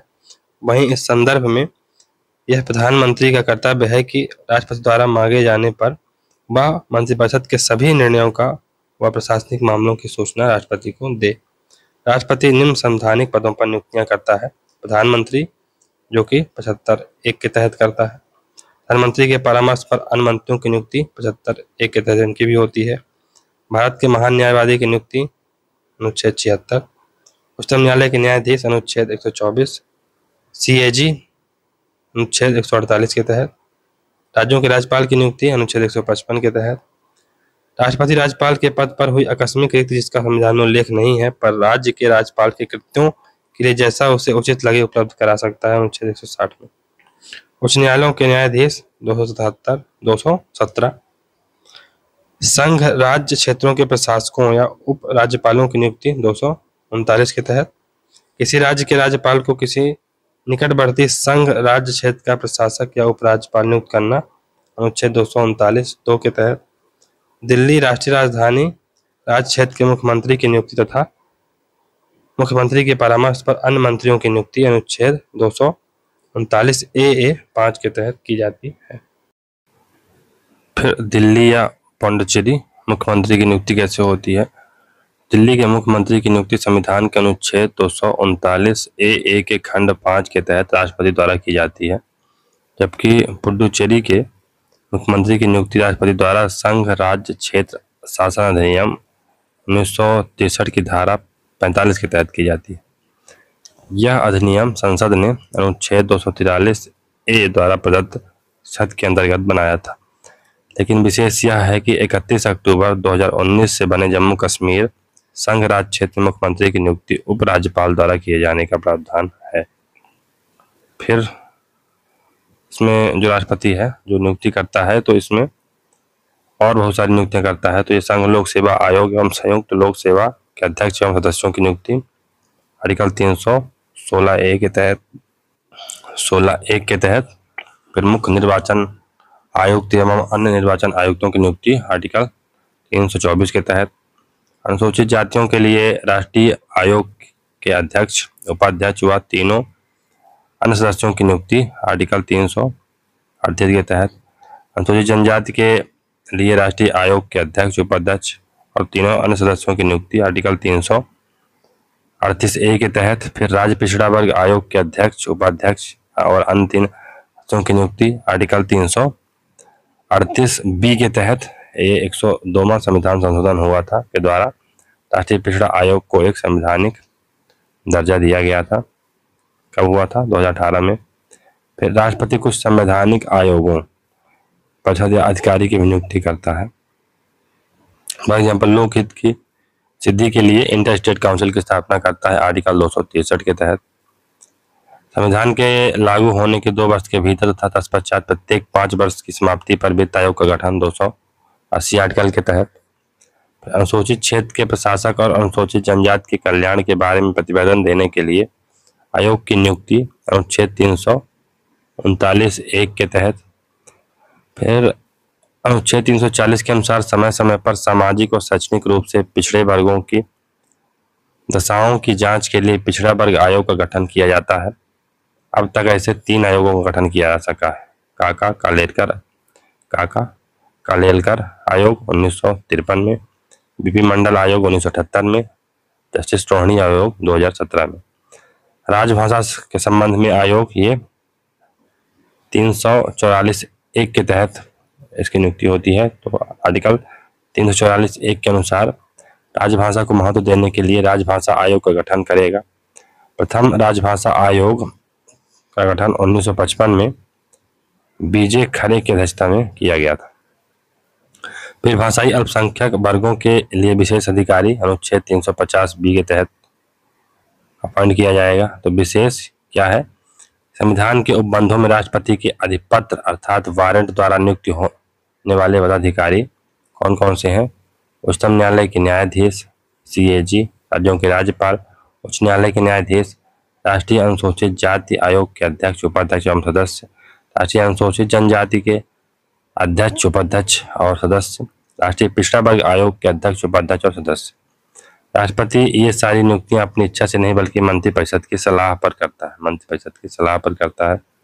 फिर कुछ संवैधानिक पदाधिकारी राष्ट्रपति के प्रसाद पर्यंत प्लेजर ऑफ द प्रेसिडेंट तक पद में बने रहते हैं। फॉर एग्जाम्पल, संघ की सरकार के मंत्री अनुच्छेद 75(2) के तहत, महान न्यायवादी यानी कि अटॉर्नी जनरल ऑफ इंडिया अनुच्छेद 76 के तहत, राज्यों के राज्यपाल अनुच्छेद 156 के तहत, दिल्ली व पुडुचेरी, अंडमान व निकोबार द्वीप समूह तथा जम्मू व कश्मीर और लद्दाख में उपराज्यपाल एवं अन्य संघ शासित प्रदेशों के प्रशासक। फिर दिल्ली व पुडुचेरी के मुख्यमंत्री व अन्य मंत्रियों की नियुक्ति राष्ट्रपति करते हैं तथा ये सभी राष्ट्रपति के प्रसाद पर्यंत पद पर रहते हैं। जम्मू कश्मीर संघ शासित प्रदेश के मुख्यमंत्री तथा अन्य मंत्रियों की नियुक्ति उपराज्यपाल द्वारा की जाएगी।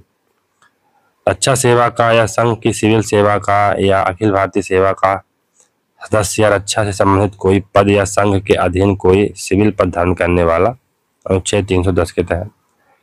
फिर वह संवैधानिक पदों पर आसीन व्यक्तियों को संसद के दोनों सदनों द्वारा कदाचार या असमर्थता के आधार पर प्रत्येक सदन द्वारा अपने सदस्यों का बहुमत और उपस्थित तथा मत देने वाले सदस्यों के कम से कम 2/3 बहुमत द्वारा समर्थित समावेदन यानी एड्रेस सपोर्टेड बाय पार्लियामेंट पर अपने आदेश से उसी सत्र में निम्न पदों से हटा सकता है। उच्चतम न्यायालय के न्यायाधीश आर्टिकल 124(4) के तहत, CAG आर्टिकल 141(1) के तहत, उच्च न्यायालयों के न्यायाधीश अनुच्छेद 227 के तहत।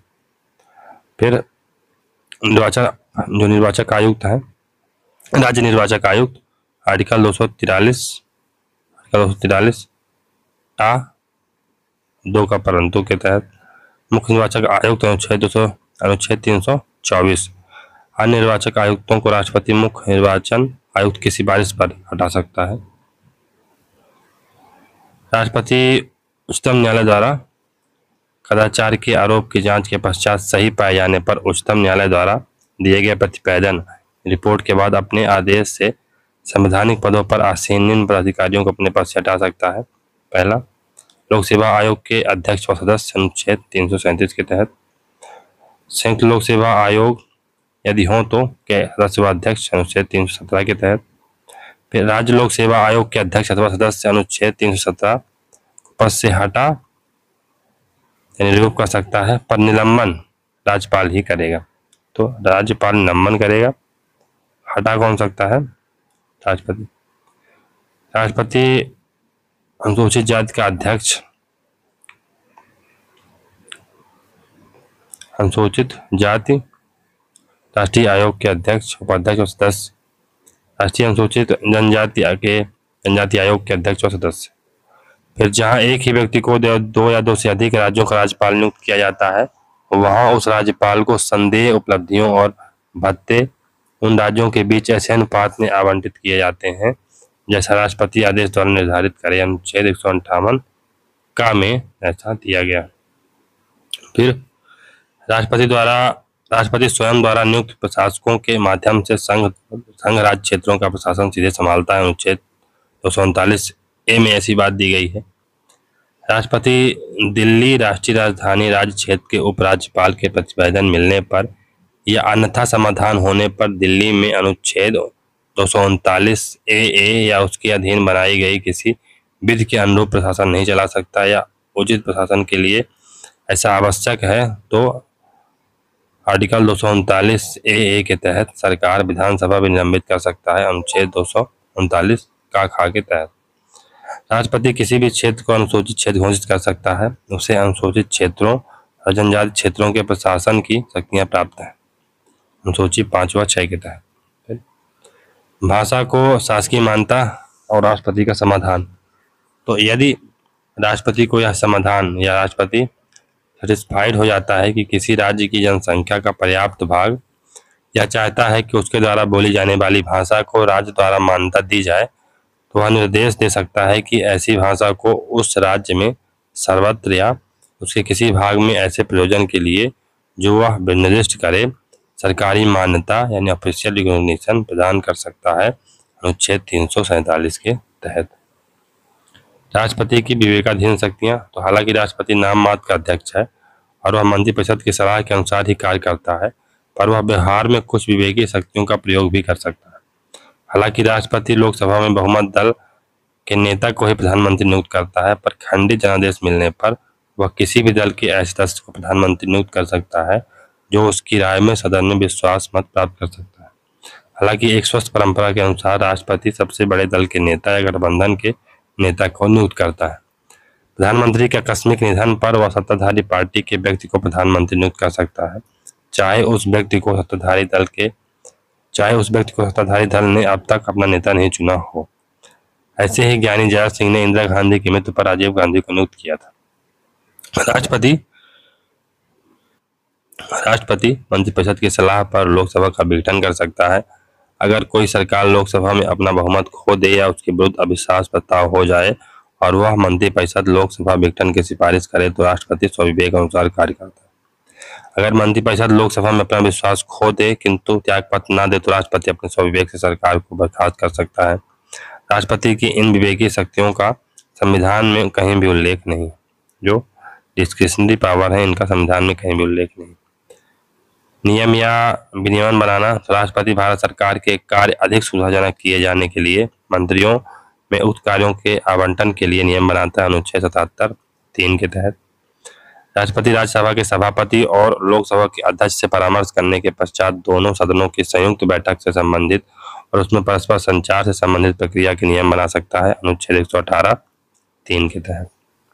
फिर यदि कोई व्यक्ति संसद और राज्य विधान मंडल दोनों का सदस्य चुन लिया जाता है तो उसके स्थान अधिक संबंधी नियम अनुच्छेद 101(2) के तहत राष्ट्रपति बनाता है।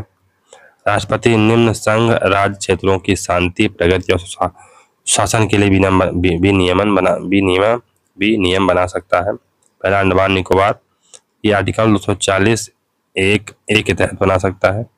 लक्षद्वीप आर्टिकल 240(1)(b) के तहत। दादरा नगर हवेली एवं दमन दीव आर्टिकल 240(a)(c) के तहत और पुडुचेरी आर्टिकल 240(1)(d) के तहत।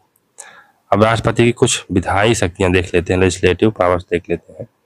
भारत की संसद राष्ट्रपति, लोकसभा व राज्यसभा से मिलकर बनती है। अनुच्छेद 39 में दिया गया।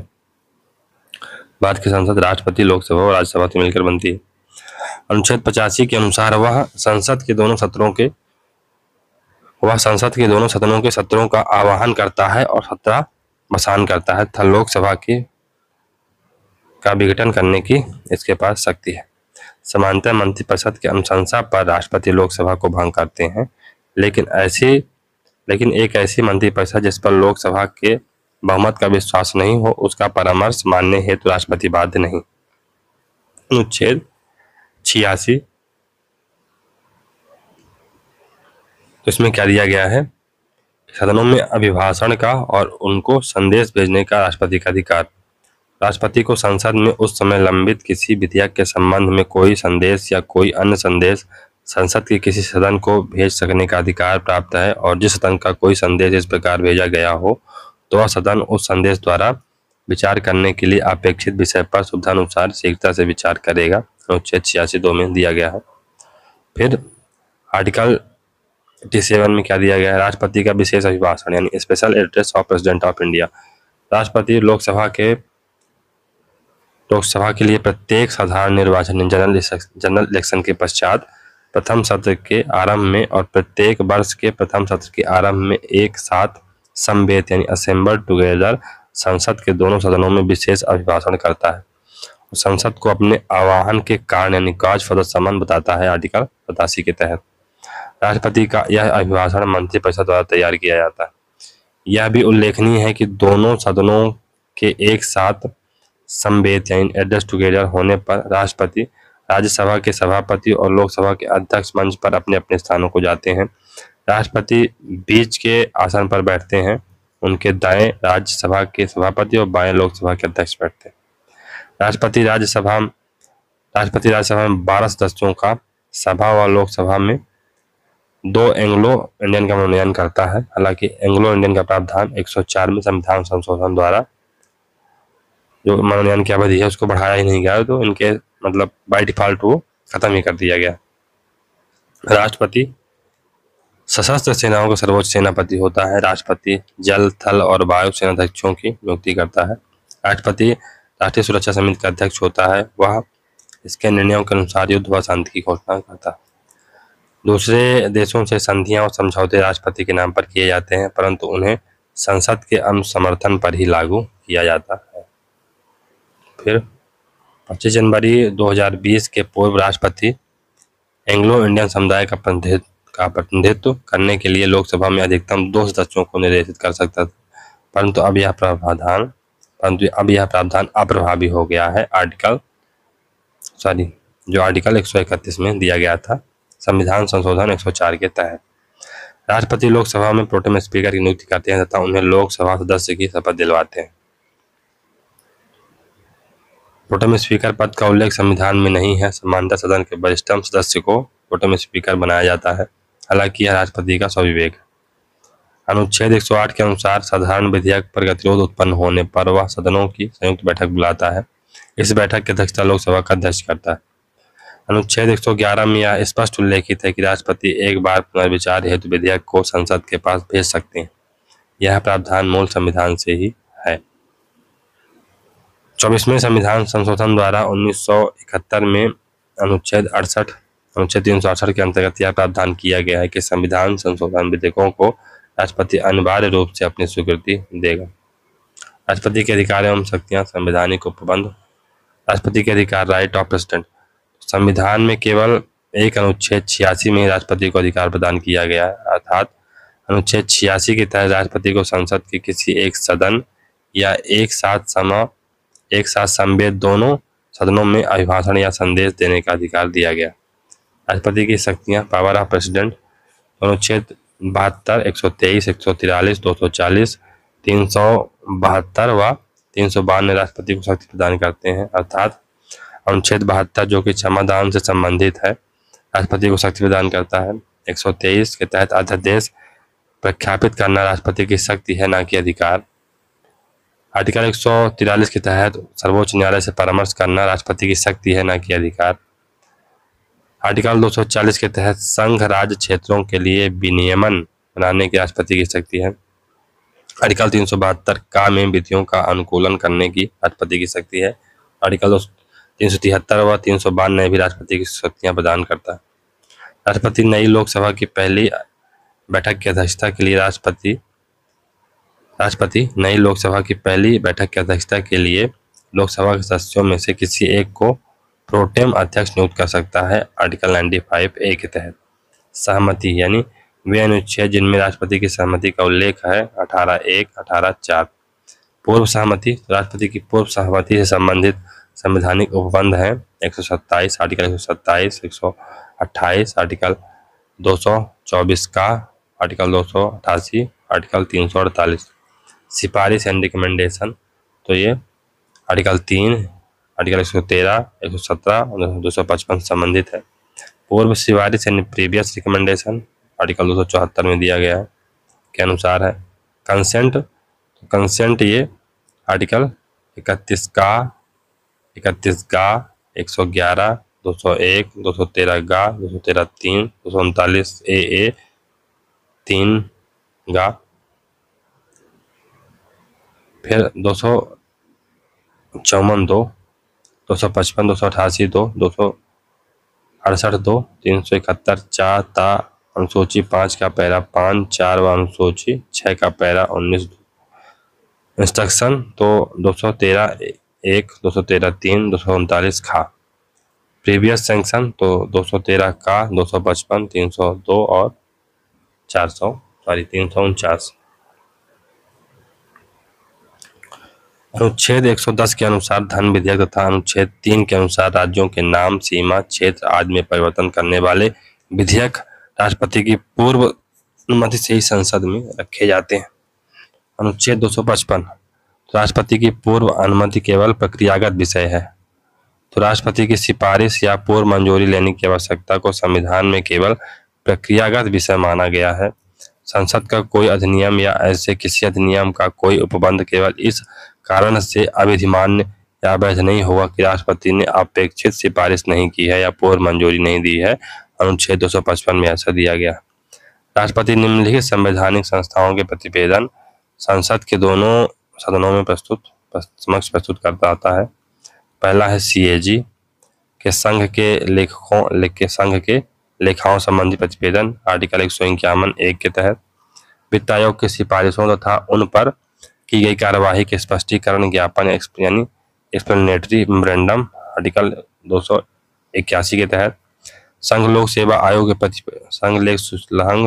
आयोग के प्रतिवेदन व उन मामलों के संबंध में यदि कोई हो जिनमें आयोग की सलाह स्वीकार नहीं की गई थी, ऐसे अस्वीकृति के कारण को स्पष्ट करने वाले ज्ञापन अनुच्छेद 223(1) में, राष्ट्रीय अनुसूचित जाति आयोग अनुच्छेद 338(6) तथा राष्ट्रीय अनुसूचित जनजाति आयोग अनुच्छेद 338 का 6 के प्रतिवेदन, फिर राष्ट्रीय पिछड़ा वर्ग आयोग का प्रतिवेदन अनुच्छेद 338 खा 102वां संविधान संशोधन जो कि 2018 में हुआ था, भाषाई अल्पसंख्यक आयुक्त के प्रतिवेदन अनुच्छेद 350(2) के अंतर्गत, राजभाषा आयोग और राजभाषा आयोग की सिफारिशों पर विचार करने वाली संसदीय समिति के प्रतिवेदन जो राष्ट्रपति को प्रस्तुत किए जाते हैं, अनुच्छेद 123 ऑर्डिनेंस जारी करने की शक्ति बताता है, राष्ट्रपति के अध्यादेश जारी करने की शक्ति, राष्ट्रपति को अध्यादेश द्वारा कानून बनाने की शक्ति फ्रांस जैसे कुछ देशों को छोड़कर प्राय लोकतांत्रिक देशों में नहीं है।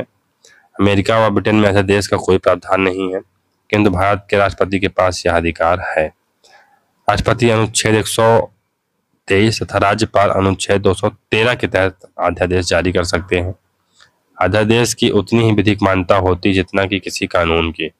अध्यादेश वाला यह प्रावधान भारतीय शासन अधिनियम 1935 से लिया गया है। फिर राष्ट्रपति संघ सूची तथा समवर्ती सूची में दर्ज विषयों पर ही अध्यादेश जारी कर सकता है, पर अगर 352 व 356 लागू हों तो वह राज्य सूची के विषय पर भी अध्यादेश जारी कर सकता है। बहुधा परंपरा अध्यादेश तब प्रख्यापित करने की रही है जब संसद के दोनों सदन सत्र में न हो। यदि कोई अध्यादेश सत्तावसान के आदेश के सूचना जारी होने के पूर्व प्रख्यापित हो तो वह शून्य हो जाएगा। अनुच्छेद 123 के अंतर्गत राष्ट्रपति अध्यादेश प्रख्यापित करने की अपनी विधायी शक्ति का प्रयोग मंत्री परिषद की सलाह व सहायता से करेगा। कूपर्स बनाम भारत संघवाद केस जो हुआ था 1970 में, उसमें बताया गया है। तो आरसी कूपर बनाम भारत संघ में उच्चतम न्यायालय ने कहा कि राष्ट्रपति द्वारा जारी अध्यादेश की वैधानिकता को इस आधार पर चुनौती दी जा सकती है तुरंत कार्रवाई की आवश्यकता थी या नहीं, अर्थात अध्यादेश का प्रयोग जानबूझकर संसद की बहस व विचार विमर्श से बचने के लिए तो नहीं किया गया है।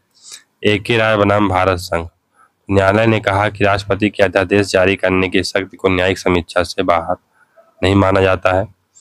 संविधान का जो 38वां संविधान संशोधन हुआ है 1975 में, अध्यादेश निर्माण में न्यायिक हस्तक्षेप को रोक दिया गया था। इस उद्देश्य से अनुच्छेद 123 में एक खंड जोड़कर यह प्रावधान किया गया था कि राष्ट्रपति का समाधान अंतिम होगा और किसी न्यायालय में किसी आधार पर प्रश्नगत नहीं किया जाएगा।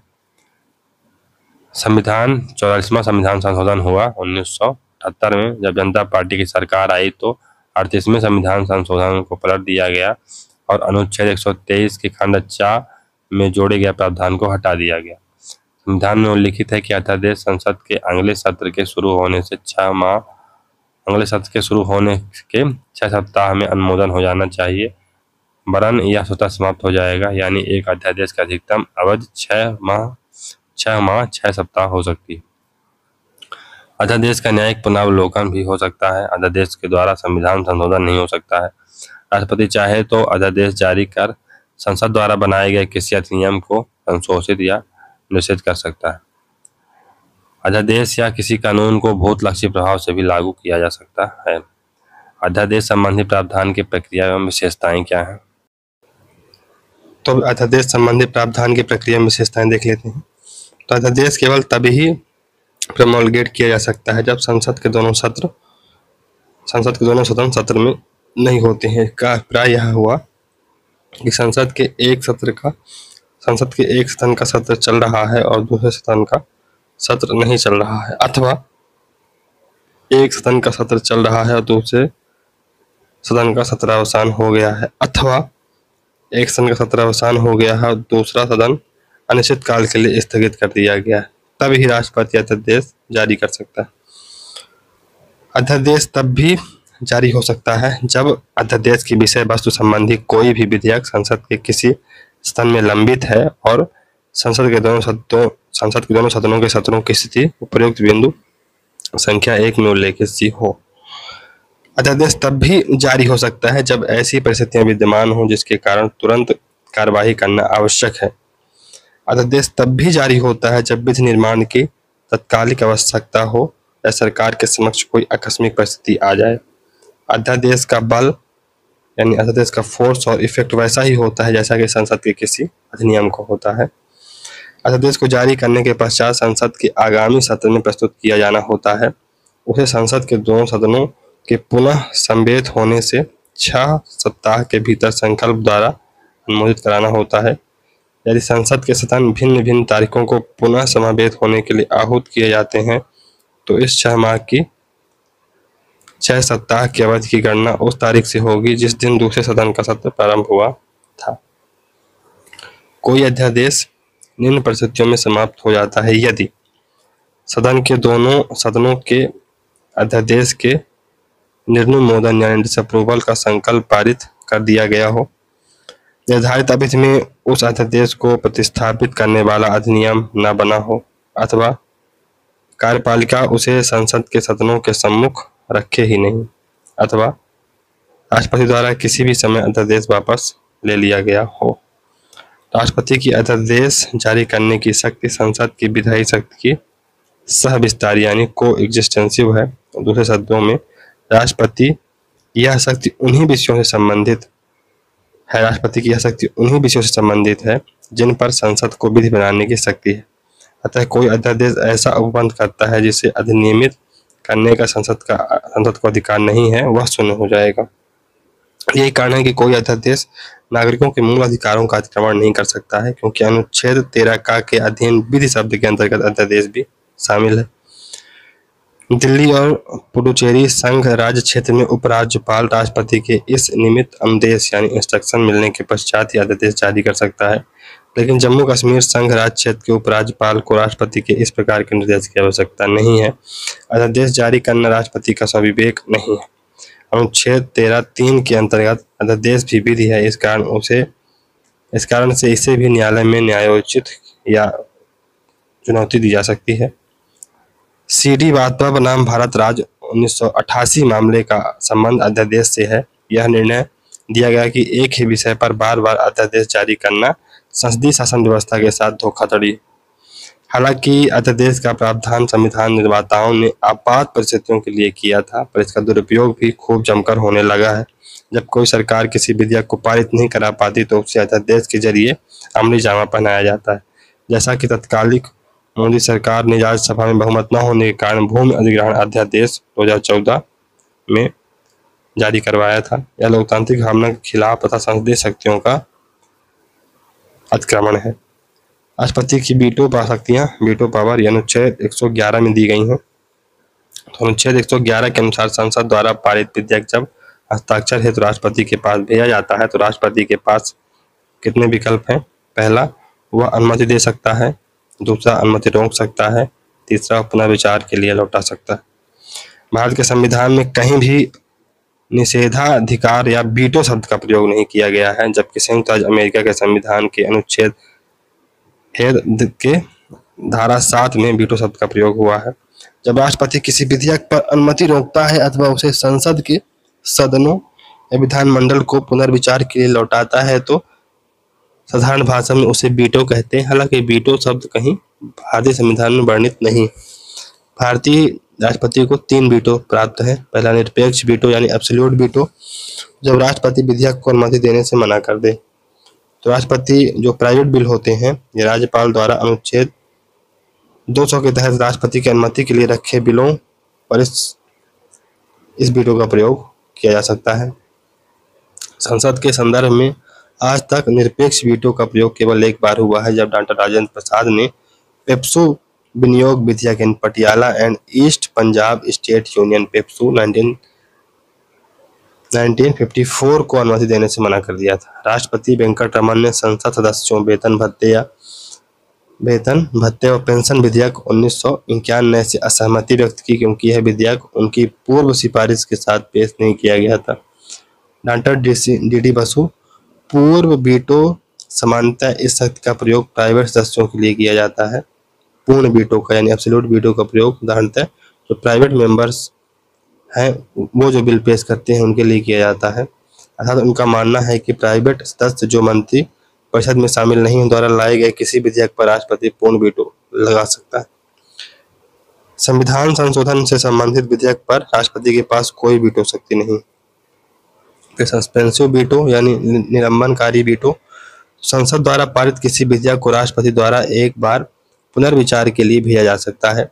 यदि संसद इस विधेयक को वापस भेजती है तो राष्ट्रपति को हस्ताक्षर करना होता है। इस वीटो का प्रयोग अभी तक संसद सदस्यों के वेतन भत्ते व पेंशन नियम संशोधन 1991 में किया गया था। यह एक वित्तीय विधेयक था। राष्ट्रपति वेंकटरमण ने इस वीटो का प्रयोग इस आधार पर किया कि यह बिल लोकसभा में बिना उनकी अनुमति के लाया गया था। 2006 में तत्कालीन राष्ट्रपति एपीजे अब्दुल कलाम ने लाभ के पद के संदर्भ में एक विधेयक को पुनर्विचार हेतु भेजा था, लेकिन संसद द्वारा पुनः पारित करने पर राष्ट्रपति को उस पर हस्ताक्षर करने पड़ गए थे।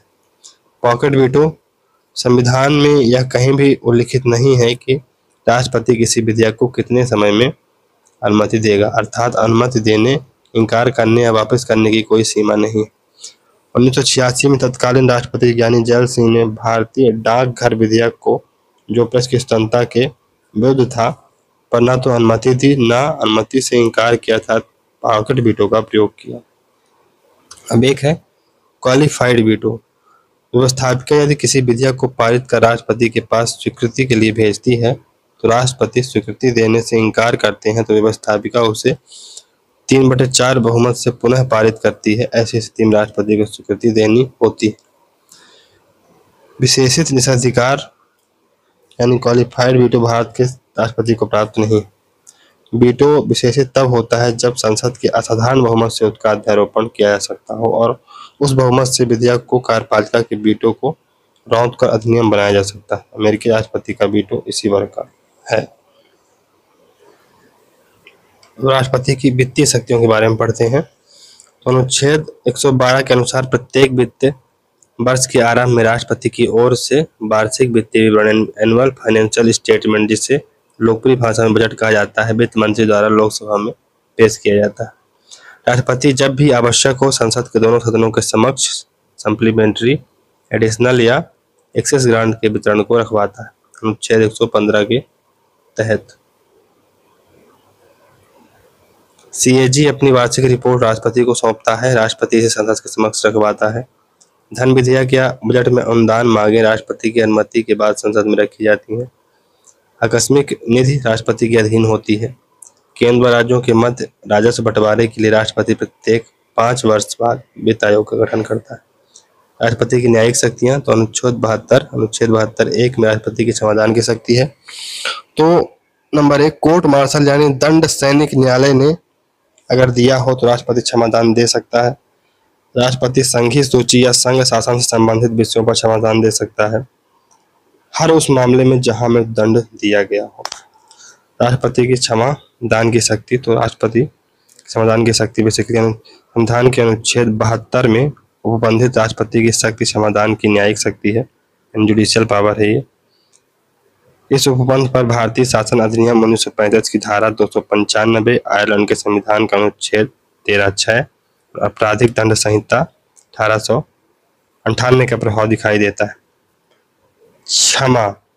क्षमा केवल दंड को समाप्त ही नहीं करता, अपितु दंडित व्यक्ति को उस स्थिति में ला देता है जैसे कि उसने अपराध किया ही ना हो, अर्थात वह निर्दोष हो।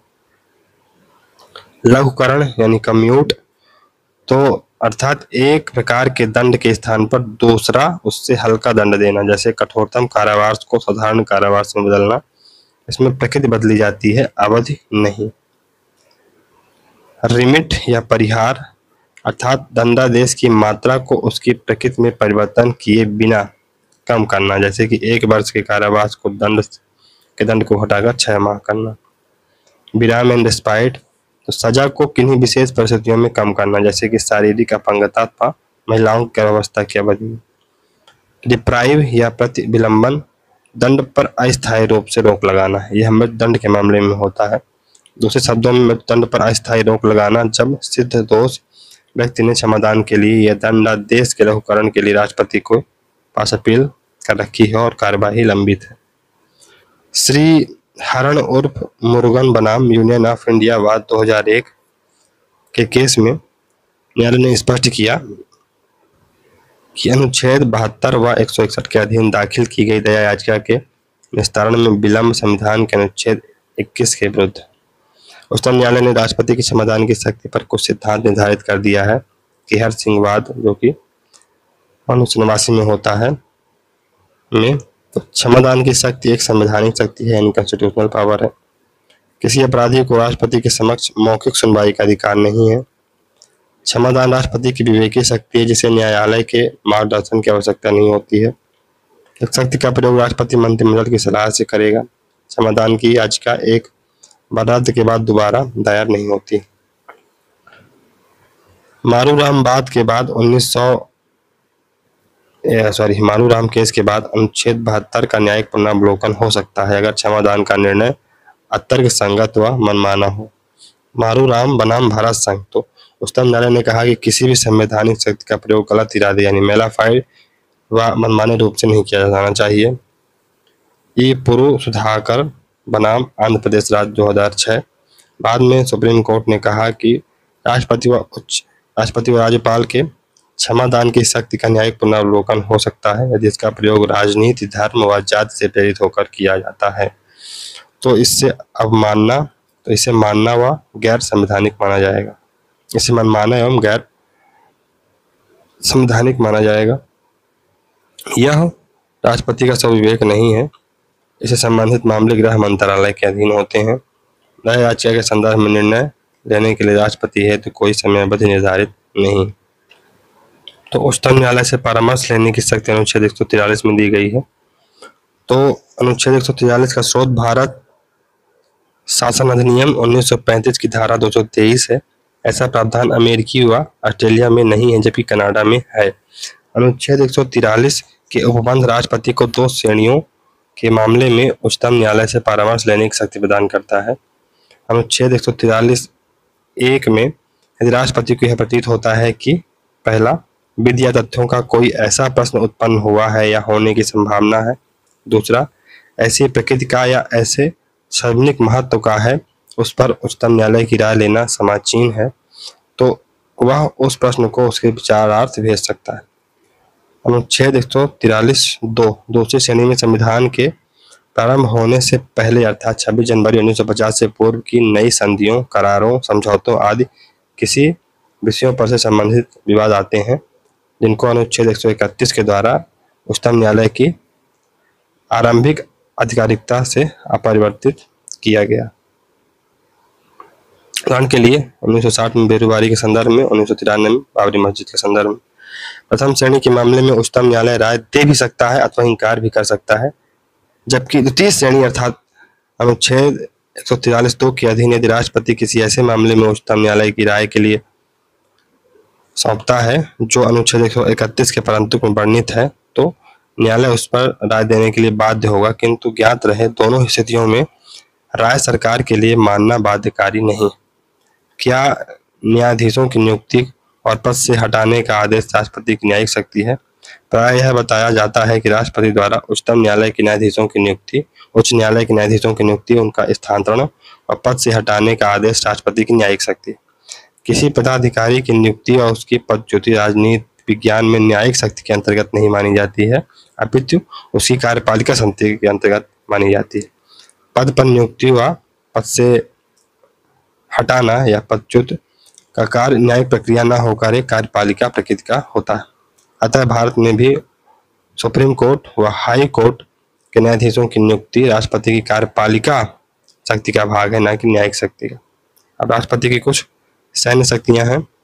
तो आर्टिकल 52(2) सर्वोच्च कमांडर तीनों सेनाओं की नियुक्ति करता है, युद्ध व समाप्ति की घोषणा करता है। राष्ट्रपति सशस्त्र सेनाओं का सर्वोच्च सेनापति है। राष्ट्रपति जल, थल व वायु सेना अध्यक्षों को नियुक्त करता है। राष्ट्रपति राष्ट्रीय सुरक्षा समिति का अध्यक्ष होता है। वह इसके निर्णयों के अनुसार युद्ध व शांति की घोषणा करता है। दूसरे देशों से संधियां और समझौते राष्ट्रपति के नाम पर किए जाते हैं, परंतु उन्हें संसद के अनुसमर्थन से ही लागू किया जाता है। राष्ट्रपति की कूटनीतिक शक्तियां, तो अन्य देशों में राजदूतों एवं उच्चायुक्तों की नियुक्ति, अन्य देशों के राजदूतों का स्वागत एवं विदेशों से संधियां एवं समझौते भी राष्ट्रपति के नाम पर किए जाते हैं। भारत के राष्ट्रपति की कूटनीतिक शक्तियां अन्य देशों के प्रधानों की तरह हैं। अमेरिका में राष्ट्रपति कोई भी अंतर्राष्ट्रीय संधि सीनेट के 2/3 अनुमोदन और स्वीकृति के बिना नहीं कर सकता है। स्विट्जरलैंड में संधि करने का अधिकार संसद को है, वहीं इंग्लैंड में अधिकार क्राउन को है। भारतीय राष्ट्रपति को दूसरे देशों से संधि या समझौते करने का अधिकार है, परंतु उसकी स्वीकृति संसद द्वारा होनी चाहिए। राष्ट्रपति का आपातकालीन शक्तियां भाग 18 में दी गई हैं। तो अनुच्छेद 352 राष्ट्रीय आपातकाल से संबंधित है। युद्ध, बाह्य आक्रमण या सशस्त्र विद्रोह की स्थिति में राष्ट्रीय आपात लगाया जा सकता है। 44वें संविधान संशोधन द्वारा 1978 द्वारा आंतरिक अशांति के स्थान पर सशस्त्र विद्रोह शब्द शामिल कर लिया गया है। फिर अनुच्छेद 356 राष्ट्रपति शासन की बात करता है। किसी राज्य में संवैधानिक तंत्र की विफलता पर लगाया जाता है, और अनुच्छेद 360 में वित्तीय आपातकाल की बात की गई। इसके साथ ही भारतीय संविधान के भाग 18 में अनुच्छेद 352 से 360 तक आपातकालीन उपबंध है। राष्ट्रीय एकता एवं अखंडता को बनाए रखने के लिए संविधान ने संघ को विशेष शक्तियां दी हैं। आपातकाल में देश का शासन संघात्मक से एकात्मक हो जाता है, अर्थात संघ व राज्यों के मत शक्तियों का विभाजन समाप्त हो जाता है। हालांकि आपातकाल के प्रावधान अपवाद स्वरूप हैं, जिनका प्रयोग विशेष परिस्थितियों में किया जाता है। फिर आर्टिकल 52, 56 व आर्टिकल 60 अनुच्छेद का स्रोत। तो स्रोत क्या है? भारत शासन अधिनियम 1935 की धारा 102, 146 का अनुच्छेद 352 का स्रोत है। भारत शासन अधिनियम 1935 की धारा 45 अनुच्छेद 356 का स्रोत है। और अमेरिका का 1933 का नेशनल इंडस्ट्रियल रिकवरी एक्ट अनुच्छेद 360 का स्रोत है। ज्ञान रहे अनुच्छेद 366, इसमें परिभाषाएं हैं में 3 तरह के आपात उपबंध, अर्थात अनुच्छेद 352, अनुच्छेद 356, अनुच्छेद 360 में उपबंधित प्रावधानों में से केवल अनुच्छेद 352 में उल्लेखित आपात की घोषणा को परिभाषित किया गया। अनुच्छेद 366 18 के अनुसार आपात की उद्घोषणा से अनुच्छेद 256 की खंड 1 के अधीन की गई घोषणाएं अभिप्रेत हैं।